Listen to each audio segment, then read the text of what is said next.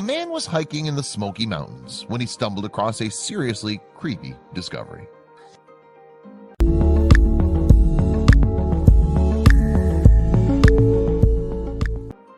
Explorer and photographer Jordan Lyles surveys the creepy site, which is nestled deep within the woodland of the Smoky Mountains.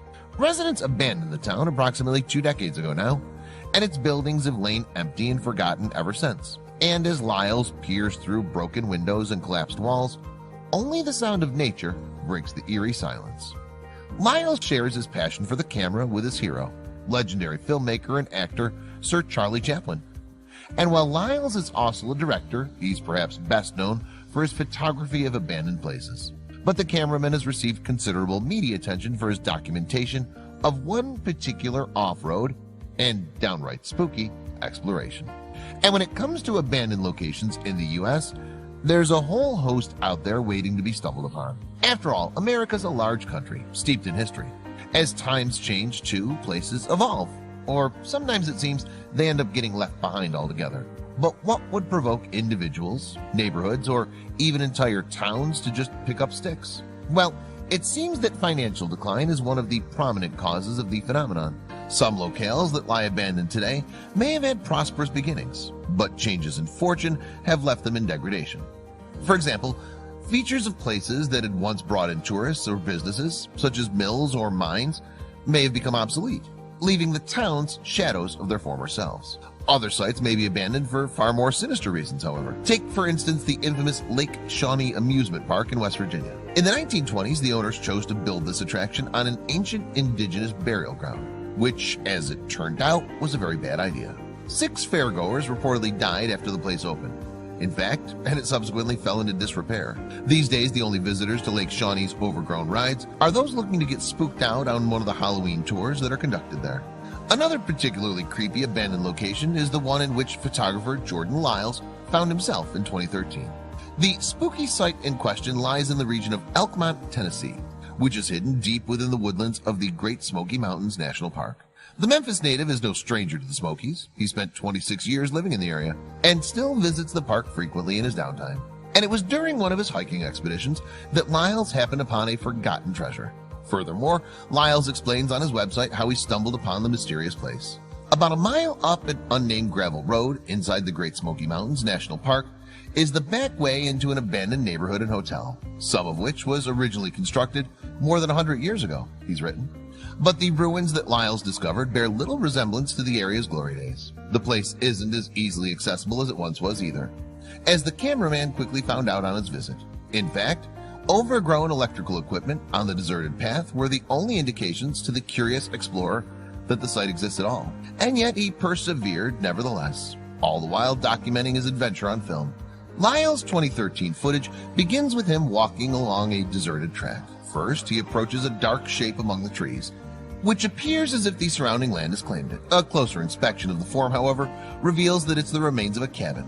But any coziness that the structure may have once had has long since departed, and all that remains is an empty shell, one totally devoid of human life. Then, when Lyles gets even closer to the building, he sees shattered windows and pulled up porch floorboards. And as a consequence, the cameraman isn't sure if he wants to venture further. It's not fear of the supernatural that's keeping him from exploring inside, though. As creepy as the abandoned house may look, it's the very real concern that the house could give way and bury him in rotting wood. I don't really think I want to go in there, Lyles reveals in the video. It looks like the kitchen's on a slant, which means the property is not in very good condition. That said, he does manage to get a glimpse of the cabin's interior, which is complete with decaying shelves and toppled containers that litter the floor. And yet the front of the property is even more chilling, perhaps due to the screen door that hangs open invitingly. But the loose planks and fallen logs quell any air of welcome, suggesting that the place is in fact not safe to enter. Lyles glances through a broken window, and the room within is empty and bare. The derelict building's upper levels, meanwhile, are just as silent and deserted as the ground floor. Lyles' camera captures a lone mattress that's been abandoned in a bedroom, although a partly collapsed roof makes access to the area limited. Needless to say, the photographer isn't willing to risk his life by investigating any further. Next, Lyles' exploration takes him through the nearby trees and down a series of stone steps to another lonely abode. Peeking through a foreboding open wooden door and into the darkness behind it, the filmmaker spots some signs of human habitation. Whoever may have once lived here, though, now seems to be long gone. In particular, a washer and a dryer lie upturned and uncared for on the shattered floorboards, and persons unknown appear to have used the barrel that Lyles spots from the entrance as a makeshift table for now rusty paint cans.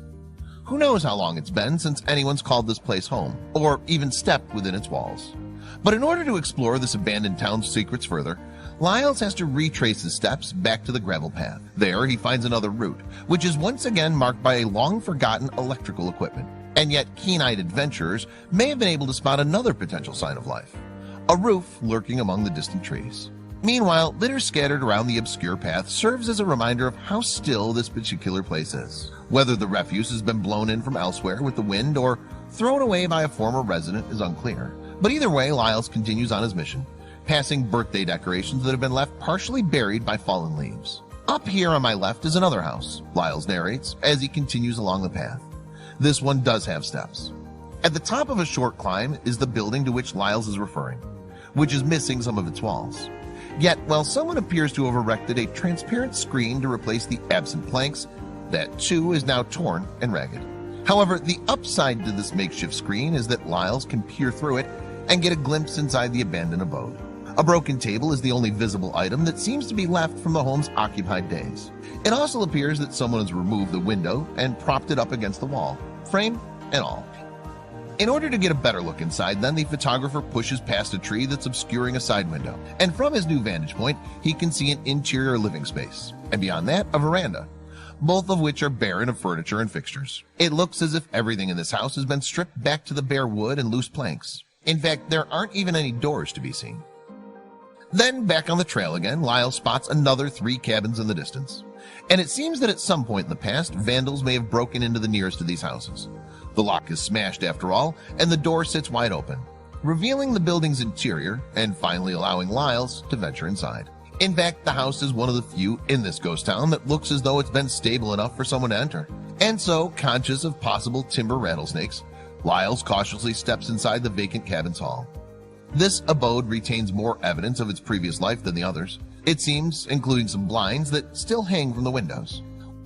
What's more, the house's bathroom, which Lyles locates behind him and to the left, actually boasts a shower curtain, and the blue and white floral material looks in relatively good condition, compared to the rust-speckled shower that it covers at least. The door, on the other hand, has come off its hinges and is now propped up against a wall.